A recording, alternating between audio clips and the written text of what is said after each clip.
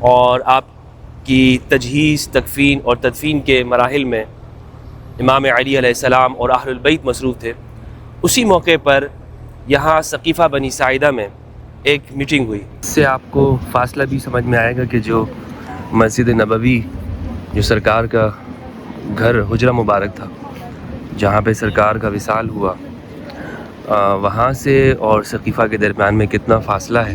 السلام علیکم دوستو، یہ بقیع کی دیوار ہے، اس سائڈ پر جنت البقیع ہے، اور یہ گیٹ نمبر 358 ہے، 358 اس سے سیدھا آپ جائیں گے۔ اگر آپ بقیع کے راستے سے آتے ہیں تو پھر یہ گیٹ آپ کو سامنے آئے گا، اور میں آپ کو لوکیشن بتانا چاہتا ہوں کہ جو ثقیفہ کی لوکیشن ہے وہ کون سی ہے، اس لیے میں آپ کے سامنے یہ گیٹ شو کر رہا ہوں۔ اور یہ 35 نمبر جو مسجد نبوی کا گیٹ ہے، وہاں سے آپ گزریں گے تو اس سائڈ دیکھیں آپ گنبد خضرا ہے، اور اس سے آپ کو فاصلہ بھی سمجھ میں آئے گا کہ جو مسجد نبوی، جو سرکار کا گھر حجرہ مبارک تھا، جہاں پہ سرکار کا وصال ہوا، وہاں سے اور ثقیفہ کے درمیان میں کتنا فاصلہ ہے، یہ بھی آپ ساتھ میں اندازہ کرتے جائیں گے۔ اور اس طرف یہ پہاڑیاں ہیں پورے مدینہ کے اندر جو آگے تک جاتی ہیں۔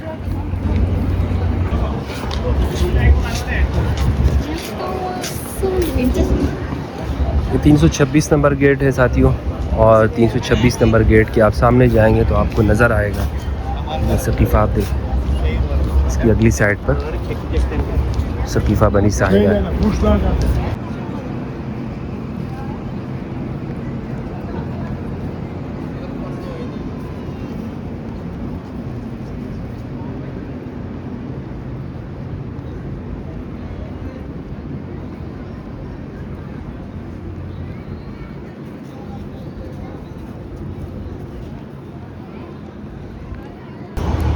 ارے بھائی، یہ تو اس کے جو پام ٹریز ہے، کھجور کے درخت وہاں پہ لگے ہوئے تھے، تو اس کو کھیڑا جا رہا ہے۔ اس کی تو بالکل شکل بدل جائے گی، آپ دیکھیں کہ درخت بھی یہاں سے ختم کیے جا رہے ہیں، لیکن یہ کہہ رہے ہیں کہ اس کی ترقیاتی کام جاری ہے اور اس کو ایک نئی شکل دیں گے، اور یہ لکھا ہوا ہے تطویر حدیقۃ ثقیفہ بنی ساعدہ، یعنی اس کو ایک نئی شکل دی جا رہی ہے ثقیفہ بنی ساعدہ کو۔ کرینز لگی ہیں، آپ دیکھیں یہ ہے ثقیفہ دوستو۔ اس طرف مسجد نبوی ہے، مسجد نبوی کے باہر ہے، جب اس کی مسجد نبوی کا احاطہ ہی شمار ہوتا ہے، لیکن باہر کی سائڈ پر ہے۔ تو یہ ہے ثقیفہ بنی ساعدہ۔ یہاں کے حوالے سے میں پہلے بھی ایک مکمل ویڈیو بنا چکا ہوں اور آپ کو میں نے دکھائی تھی۔ اس وقت بڑے بڑے درخت یہاں موجود تھے، ابھی تو سارے یہ درخت ختم کیے جا رہے ہیں۔ السلام علیکم ورحمۃ اللہ وبرکاتہ دوستو، امید کرتا ہوں آپ لوگ خیریت سے ہوں گے، پروردگار آپ سب کو اپنے حفظ و امان میں رکھے۔ اس وقت میں موجود ہوں مسجد نبوی میں، اور مسجد نبوی زادہ اللہ شرفا و تعظیما ہم سب کے لیے ہمارے ایمان کا حصہ ہے، اور یہ وہ بابرکت اور مقدس مقام ہے جہاں پہ خاتم النبیین صلی اللہ علیہ وآلہ وسلم آرام فرما ہے۔ یہاں پر آج میں آپ کو دکھانے جا رہا ہوں، پہلے بھی میں آپ کو دکھا چکا ہوں، ثقیفہ بنی ساعدہ۔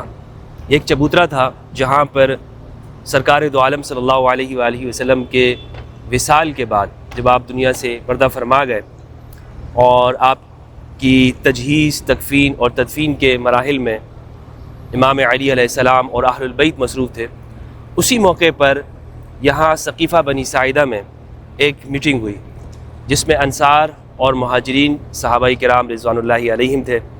اور یہ وہ جگہ ہے ثقیفہ بنی ساعدہ، آپ دیکھ رہے ہیں کہ جہاں پہلے درخت تھے، جب میں نے آج سے 5 سال پہلے دکھایا تھا تو یہاں پر درخت تھے اور سبزہ تھا، لیکن ابھی اس پہ ترقیاتی کام یہاں پر ہو رہا ہے۔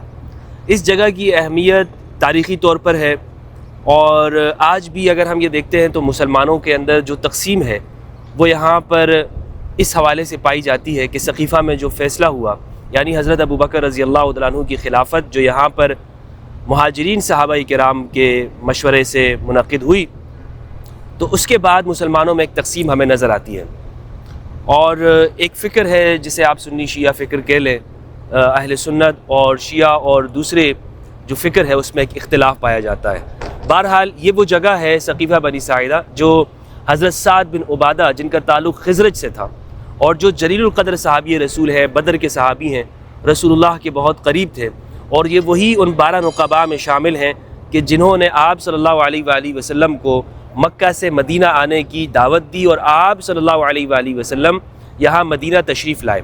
تو سعد بن عبادہ کی پراپرٹی تھی یہ، جو خزرج سے جن کا تعلق تھا، بڑا قبیلہ تھا یہاں مدینہ کے اندر، تو وہ یہاں پر اپنے قوم اور قبیلے کے ساتھ یہاں پر بیٹھے تھے، اور خلافت کا معاملہ یہاں پر زیر بحث ہو رہا تھا۔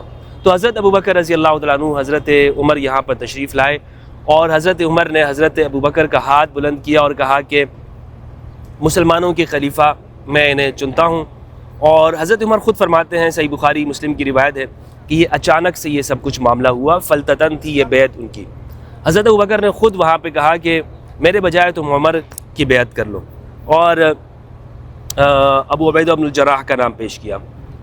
تو اس جگہ پر یہ فیصلہ ہوا۔ بہرحال سعد بن عبادہ رضی اللہ تعالیٰ عنہ وہ بیمار بھی تھے، اور بعد میں حضرت سعد بن عبادہ نے یہ فیصلہ نہیں مانا، اور انہوں نے زندگی بھر حضرت ابوبکر کی بیعت نہ کی، اور پھر وہ ناراض ہو کر وہ شام چلے گئے۔ اور کہا جاتا ہے کہ پھر وہاں پر ایک ان کو اجنبی تیر لگا، اور ایک آواز آئی کہ جنہوں نے ان کو قتل کر دیا ہے۔ بہرحال یہ ایک واقعہ ہے، تاریخ کی کتابوں کے اندر دیکھا جا سکتا ہے کہ اس کی کیا اہمیت ہے، اور حضرت سعد بن عبادہ کا قتل جو ہوا ہے، بخاری کے اندر بھی کچھ الفاظ اس طرح سے ملتے ہیں۔ تو یہ دیکھیں، اب یہاں پہ لوگ آتے ہیں اور اس جگہ کو دیکھتے ہیں کہ یہاں پر وہ تاریخی واقعہ ہوا تھا جو خلافت سے متعلق ہے۔ ایک واقعہ غدیر ہے اور ایک واقعہ سقیفہ ہے۔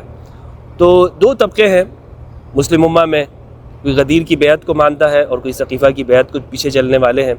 اہل سنت والجماعت وہ سقیفہ بنی ساعدہ کو بڑا یعنی اہم مانتے ہیں، اور وہ یہ سمجھتے ہیں کہ امت کے اندر کامیاب گروہ وہ ہے کہ جو سقیفہ کی ترتیب کو مانے گا۔ سقیفہ کے اندر حضرت ابوبکر رضی اللہ عنہ، اور اس کے بعد پھر جو خلیفہ خلافت کی ترتیب ہے حضرت عمر، حضرت عثمان رضی اللہ عنہ، اس ترتیب کو ماننے والے وہ سقیفہ کے یوں سمجھ لے کہ سقیفہ کی فکر کو آگے لے کے چلتے ہیں۔ لیکن ایک اکثریت مسلمانوں میں یہ بھی ہے کہ وہ غدیر خم کی بیعت کو مانتے ہیں۔ یہ فیصلہ بہرحال آپ نہیں کرنا ہے کہ آپ غدیر کی بیعت کو جس میں رسول شامل ہیں، اور رسول اللہ نے امام علی کا ہاتھ بلند کیا۔ تو بہرحال دوستو، یہ میں نے آپ کو دکھایا۔ سقیفہ اس احاطے کا نام ہے، اور سقیفہ بنیادی طور پر ایک چبوترے کو کہا جاتا ہے، جہاں جس طرح آج کل ہمارے ہاں قبائلی علاقوں کے اندر جرگہ ہوتا ہے، مشورہ ہوتا ہے، وہاں پر لوگ جمع ہوتے ہیں۔ یہاں پر خلافت کا جب معاملہ ہوا تو حضرت ابوبکر نے فرمایا کہ ائمہ قریش سے ہوں گے، یعنی جو قریشی ہوگا وہی حکمران بنے گا۔ امام علی علیہ السلام نے فرمایا کہ اس اعتبار سے تو پھر بنی ہاشم رسول اللہ کے زیادہ قریب ہیں، اور مجھ سے زیادہ کون رسول اللہ کے قریب ہے۔ آئیے میں آپ کو تھوڑا سا قریب سے بھی دکھانا چاہوں گا۔ اور یہ دیکھیں کرین ہے، اور یہ کرینز ان درختوں کو یہاں سے ہٹا رہے ہیں اور اس کو کھیڑا جا رہا ہے۔ تو بہرحال آپ یہاں پر آنا چاہتے ہیں تو گیٹ نمبر جو ہے وہ 326، وہاں سے آپ یہاں پہ آ سکتے ہیں۔ بہت شکریہ۔ سقیفہ کی طرف جو گیٹ ہے